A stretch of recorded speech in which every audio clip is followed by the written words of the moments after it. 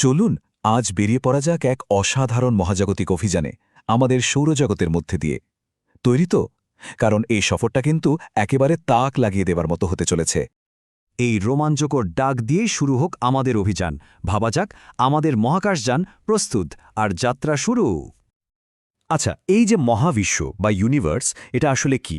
খুব সহজ করে বললে, আমাদের চারপাশে যা কিছু আছে সব কিছু। মানে ভাবুন তো, এটা যেন একটা বিশাল বিশাল পাজলের মতো, যার কোটি কোটি টুকরো আছে। যেমন তারা, গ্রহ, গ্যালাক্সি, আর আমরা সবাই সেই বিরাট নকশার এক ছোট্ট অংশ।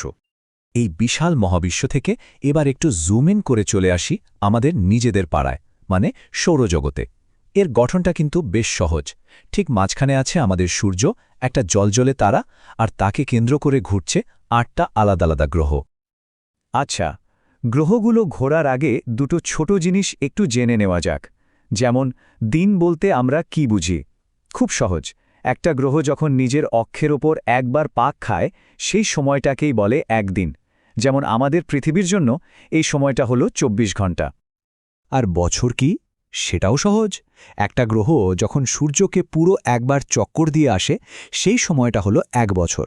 আমাদের পৃথিবীর ক্ষেত্রে এই চক্কর দিতে লাগে প্রায় ৩৬৫ দিন। কিন্তু একটু পরেই দেখা যাবে অন্য গ্রহের গল্পটা কিন্তু একদম অন্যরকম। তাহলে আমাদের সফরের প্রথম ভাগে আমরা যাব সূর্যের সবচেয়ে কাছের গ্রহগুলোর দিকে। এগুলো সব পাথুরে গ্রহ। চলুন শুরু করা যাক। আমাদের প্রথম স্টপ বুধ। সূর্যের সবচেয়ে কাছে থাকে এই গ্রহটা, আর এর কোনো চাঁদও নেই। সবচেয়ে মজার ব্যাপার হলো, বুধের ১ বছর মানে পৃথিবীর মাত্র ৮৮ দিন। মানে ভাবুন, ওখানে থাকলে বছরে ৪ বার জন্মদিন পালন করা যেত। তবে ওখানকার তাপমাত্রা শুনলে কিন্তু নিঃশ্বাস বন্ধ হয়ে যাওয়ার জোগাড়। দিনের বেলা বুধের তাপমাত্রা পৌঁছাতে পারে ৪০০ ডিগ্রি সেলসিয়াসে। মানে এটা এতটাই গরম যে সীসার মতো ধাতুও গলে যায়। ভাবা যায় কি সাংঘাতিক গরম। বুধের সেই ভয়ঙ্কর গরম থেকে বেরিয়ে আমরা এবার এসে পড়েছি শুক্র গ্রহে। এই গ্রহটা বেশ রহস্যময়, আর এর একটা অদ্ভুত ব্যাপার আছে। এটা ঘোরে উল্টো দিকে, মানে আমাদের পৃথিবীর ঠিক উল্টো। তার মানে কি দাঁড়ালো? শুক্র গ্রহের সূর্য ওঠে পশ্চিম দিকে। শুক্রের দিনরাতের হিসেবটা তো আরও অদ্ভুত, মাথা ঘুরিয়ে দেওয়ার মতো। বিশ্বাস করা কঠিন, কিন্তু শুক্রের একটা দিন তার ১ বছরের চেয়েও বড়। ভাবুন, সূর্যকে একবার ঘুরে আসতে ওর সময় লাগে ২২৫ দিন, অথচ নিজের অক্ষের ওপর একবার ঘুরতেই লেগে যায় ২৪৩ দিন। কি বিশাল লম্বা একটা দিন, তাই না? অনেক তো ঘোরাঘুরি হলো। এবার ফেরা যাক আমাদের নিজেদের বাড়িতে। আমাদের তৃতীয় স্টপ, আমাদের প্রিয় নীল গ্রহ পৃথিবী। কিন্তু কি আছে পৃথিবীতে যা একে এতটা স্পেশাল করে তুলেছে? প্রথমত, এর প্রায় ৭১% ঢাকা জলে। আমাদের একটা চাঁদও আছে। তবে সবচেয়ে বড় কথা হলো, এখনও পর্যন্ত এই সৌরজগতে পৃথিবীই একমাত্র জায়গা যেখানে আমরা প্রাণের অস্তিত্ব খুঁজে পেয়েছি। এবার পাশাপাশি দেখা যাক আমাদের নীল গ্রহ আর তার লাল প্রতিবেশীকে। দেখুন কি দারুণ একটা পার্থক্য।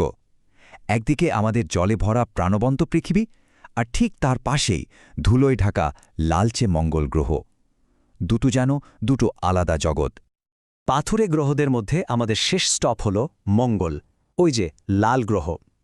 এর দুটো ছোট্ট চাঁদ আছে, ফোবস আর ডেইমস। মঙ্গলের ১ বছর কিন্তু পৃথিবীর প্রায় দ্বিগুণ লম্বা, ৬৮৭ দিন। আর ঠিক আমাদের পৃথিবীর মতোই মঙ্গলের ২ মেরুতেও বরফ জমে আছে। ভেতরের দিকের গ্রহগুলো তো দেখা হলো। এবার চলুন পাড়ি দেওয়া যাক সৌরজগতের বাইরের দিকে, যেখানে অপেক্ষা করছে বিশাল গ্যাস আর বরফের দৈত্যাকার গ্রহরা। আমরা এখন চলে এসেছি দৈত্যদের রাজ্যে, আর আমাদের সামনে যে আছে সে হল সৌরজগতের রাজা বৃহস্পতি। এটা যে কতটা বড় তা বোঝানোর জন্য শুধু একটা তথ্যই যথেষ্ট। সৌরজগতের বাকি সব গ্রহকে যদি একসাথে করা হয়, তাহলেও সবগুলো মিলে বৃহস্পতির ভেতরে আরামে ঢুকে যাবে। বৃহস্পতি কিন্তু সত্যি একটা অদ্ভুত জায়গা। এর চাঁদের সংখ্যা ৭৯টারও বেশি। আবার এখানে দিন হয় খুব ছোট, মাত্র ১০ ঘণ্টার। অথচ সূর্যকে একবার ঘুরে আসতে সময় লেগে যায় পৃথিবীর হিসেবে প্রায় ১২ বছর। তবে বৃহস্পতির সবচেয়ে বিখ্যাত জিনিস হল ওর গ্রেট রেড স্পট। এটা কিন্তু কোনো সাধারণ দাগ নয়, এটা একটা বিশাল ঝড়। এতটাই বিশাল যে আমাদের গোটা পৃথিবীটাই এর মধ্যে দুবার ঢুকে যাবে। আর এই ঝড়টা চলছে প্রায় ৩০০ বছরেরও বেশি সময় ধরে। এরপর আমরা চলে এসেছি সৌরজগতের সবচেয়ে সুন্দর গ্রহ শনির কাছে। এর সবচেয়ে বড় আকর্ষণ হল এর অসাধারণ বলয়গুলো। এই বলয়গুলো আসলে কোটি কোটি বরফ আর পাথরের টুকরো দিয়ে তৈরি। আর চাঁদের সংখ্যায় শুনি কিন্তু পিছিয়ে নেই, ৮২টা। সূর্যকে একবার ঘুরতে এর সময় লাগে প্রায় ২৯ বছর। এবার আমরা ঢুকছি একটা সত্যিকারের বরফের রাজ্যে, ইউরেনাসে। এই বরফ দৈত্যের বায়ুমণ্ডল হল সৌরজগতের সবচেয়ে ঠান্ডা। ভাবুন, এখানকার একটা বছর মানে পৃথিবীর ৮৪ বছর। আর সবচেয়ে অদ্ভুত ব্যাপার হলো ইউরেনাস কিন্তু সোজা হয়ে ঘোরে না, এটা প্রায় কাত হয়ে গড়াতে গড়াতে চলে। আমাদের এই যাত্রা এবার এসে পৌঁছেছে সৌরজগতের প্রায় শেষ মাথায়, নেপচিউনে।